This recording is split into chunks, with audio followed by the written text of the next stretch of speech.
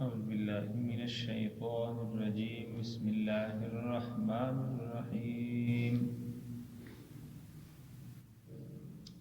ونادى نوح ربه فقال رب إن ابني من أهلي وإن وعدك الحق وأنت أحكم الحاكمين قال يا نوح إنه ليس من أهلك إنه عمل غير صالح فلا تسألني ما ليس لك به علم إني أعظك أن تكون من الجاهلين قال رب إني أعوذ بك أن أسألك ما ليس لي به علم وإلا تغفر لي وترحمني أكن من الخاسرين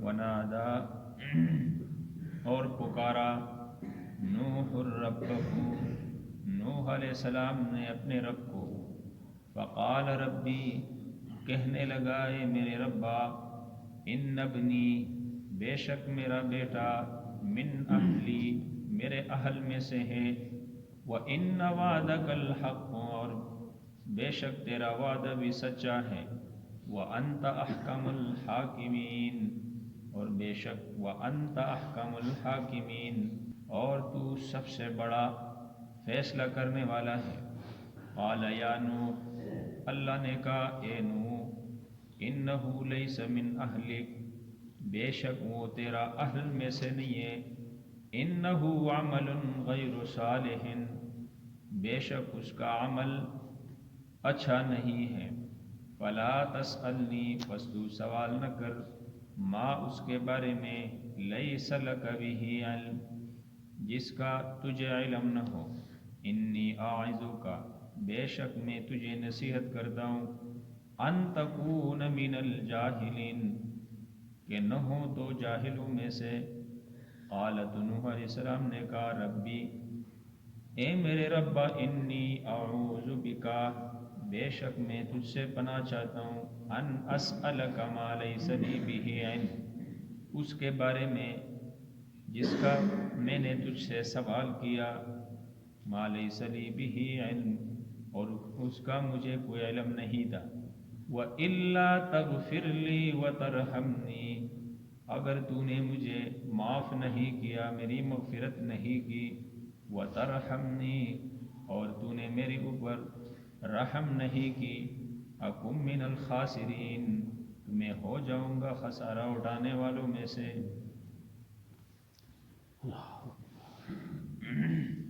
وَنَادَى نُوحٌ رَبَّهُ یہ تقریباً 4-5 آیاتیں ہیں جن کے اندر حضرت نوح علیہ السلام کے واقعے کا آخری حصہ ہے اور کچھ ہدایات بھی ان آیتوں کے اندر دیے گئے ہیں حضرت نوح علیہ السلام نے اس سے پہلے آپ نے سنا کہ جب طوفان آنا شروع ہوا اور حضرت نوح علیہ السلام اپنے کشتی میں سوار ہوئے اور بڑی بڑی موجیں تھی طوفان تھا لوگ ڈوب رہے تھے کشتی چل رہی تھی اور نوح علیہ السلام کی نگاہیں اپنے فرزند اپنے بیٹے کے اوپر پڑی تو نوح علیہ السلام کی فطری شفقت دل کے اندر بیٹے کے لیے باپ کی پائی جاتی ہے وہ جاگ اٹھی اور اس نے اپنے بیٹے کو پکارا اور بیٹے کو کیا کہا کہ ان کافروں کی صحبت نے تجھے تباہ کر دیا اب ان کی صحبت چھوڑ کر میرا کلمہ پڑھ کر مسلمان ہو جا اور اس کشتی میں سوار ہو جا اللہ تجھے کنارے لگا دے گا لیکن بیٹے کے دل میں ضد تھی عناد تھا ہٹ درمی تھا جس کا کوئی علاج نہیں ہے اپنے ضد کے اندر آگے بڑھتا ہوا باپ کو یہ کہا کہ بھئی تیرا طوفان میرا کچھ نہیں بگاڑ سکتا میں اس لمبے چوڑے پہاڑ پر چڑھ جاؤں گا اور پانی کی غرقابی سے یہ مجھے بچا لے گا لیکن اللہ کا جواب کیا تھا کہ بھئی آج کے دن کوئی بچانے والا نہیں ہے سوائے اس کے جس پر اللہ رحم و کرم کرے، اور اللہ رحم و کرم ایمان والوں پر کرتا ہے۔ اور وہ ایمان والے کہ ان میں جو 80-82 بندے تھے، ان میں کوئی موچی تھا، کوئی لوہار تھا، کوئی اس طرح چھوٹے طبقے کے ساتھ تعلق رکھنے والے، جن کے متعلق اس قوم کے سردار کیا کہتے تھے کہ یہ رذیل ہے، یہ گھٹیا ہے، یہ چھوٹے ہیں، یہ سرسری رائے رکھنے والے ہیں، ان کے ساتھ ہمارا مل بیٹھنا زیب نہیں دیتا جو تیرے ساتھی بنے ہیں۔ لیکن آج لا الہ الا اللہ نوح نجی اللہ، اس کلمے کی عظمت شان نے اور اس کلمے کی فضیلت نے ان کو عبرت ناک قسم کے طوفان اور عذاب سے بچا کر نوح علیہ السلام کی کشتی میں سوار کر کے ٹھکانے لگا دیا، اور جو بڑے بڑے سردار تھے وہ لقمہ اجل بن کر ملیا میٹ ہو گئے، ان کی نام و نشان مٹ گئے۔ نوح علیہ السلام نے جب اپنے بیٹے کو پکارا، اس کو نصیحت کی، لیکن بیٹا باز نہیں آیا۔ فطری شفقت جاگ اٹھی اور آسمانوں کی طرف نگاہیں اٹھا کر رب سے گویا ہوا، اور اللہ سے کیا کہا؟ ونادا، پکارا اپنے رب کو۔ نوح ربہ، نوح نے اپنے رب کو پکارا اور رب سے کیا کہا کہ اے میرے ربا، تو نے میرے ساتھ وعدہ کیا تھا کہ میں تیرے ساری قوم کو تو غرق کر دوں گا، لیکن تیری اہل کو، تیرے گھر والوں کو غرق نہیں کروں گا۔ اللہ ان ابنی من اہلی، یہ تو میرا بیٹا ہے، یہ میرے اہل میں سے ہے۔ وَإِنَّ وَعْدَ الْحَقِّ، اور ربا تیرا وعدہ بھی سچا ہے۔ وَأَنْتَ أَحْكَمُ الْحَاكِمِينَ، اور رب تو اب بچانا چاہے تو اس کو کلمہ پڑھنے کی توفیق دے سکتا ہے، اور اسے ان بڑے بڑے موجوں کے عذاب سے نکال کر کشتی میں سوار کر سکتا ہے۔ تو احکم الحاکمین ہے۔ یہاں ایک بات کہ اللہ نے کیا فرمایا تھا اس سے پہلے؟ وَلَا تُخَاطِبْنِي فِي الَّذِينَ ظَلَمُوا، نوح تیری محنت رائے گا نہیں جائے گی، رنگ لگی۔ اور آج 950 سال کے بعد اس کا نتیجہ نکل آیا کہ نوح بچے، اس پر ایمان لانے والے محفوظ رہے۔ یہ نتیجہ ہوتا ہے محنت کی، قربانی کی، دعوت تبلیغ کا یہ نتیجہ ہے۔ یہ رائے گا نہیں جاتا، یہ ضائع نہیں ہوتا۔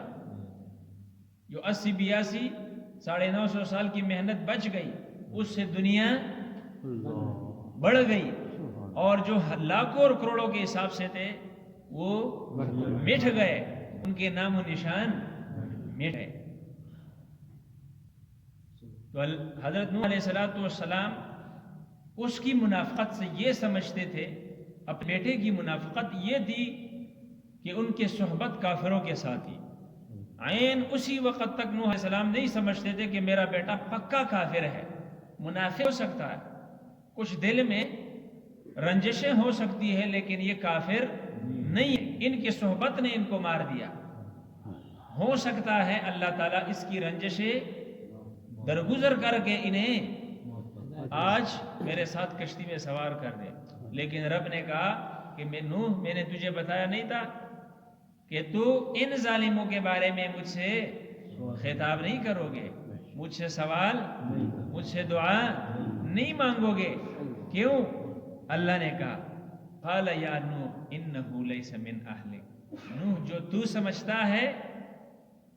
سمجھتا ہے یہ غلط ہے، جب میں رب سمجھتا ہوں وہ کیا ہے؟ صحیح۔ انی اعلم ما لا تعلمون، جو میں جانتا ہوں، اللہ نے فرمایا نوح تو نہیں جانتا۔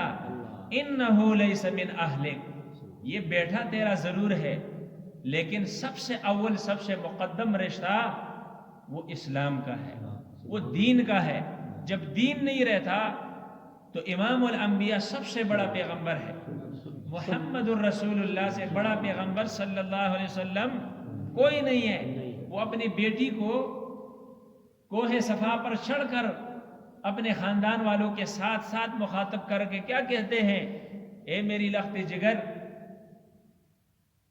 قبر حساب کتاب کی جگہ ہے، حشر حساب کتاب کی جگہ ہے، تو اس گمنڈ میں نہ ہو، تو اس غور فکر میں نہ ہو کہ تے محمد عربی کی بیٹی ہے اور تجھے اللہ معاف کر دے گی۔ نہیں، محمد کی نسبت تجھے بچا نہیں سکتی، تجھے اگر بچائے گی تو عمل صالح تیرے لیے نجات کا سبب بنے گی اور ذریعہ بنے گی۔ تو پتہ چلا کہ آدم علیہ السلام سے بھی ہمارے پیغمبر کی شان بلند ہے، حضرت نوح علیہ السلام سے حضرت موسیٰ اور کلیم حضرت عیسیٰ علیہ السلام، جتنے بھی بڑے بڑے انبیاء نبوت کے درجے رکھتے ہیں، ان سے بھی ہمارے پیغمبر کیا ہے؟ اونچے ہیں۔ وہ اپنی بیٹی کو کیا کہتا ہے؟ اللہ بچاتا ہے عمل صالح پر۔ پیغمبر کی نسبت سے اللہ کسی کے اولاد کو نہیں بچاتا۔ اور آج کا چرسی، آج کا موالی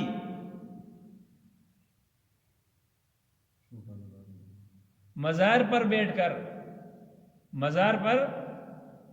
کر اور اپنے آپ کو کیا کہتا ہے کہ میں حضرت علی کی خاندان سے ہوں، اور میں حضرت حسین کے خاندان سے ہوں، میں حضرت عباس کے خاندان سے ہوں، میں تو شاجی ہوں، میں تو سید ہوں۔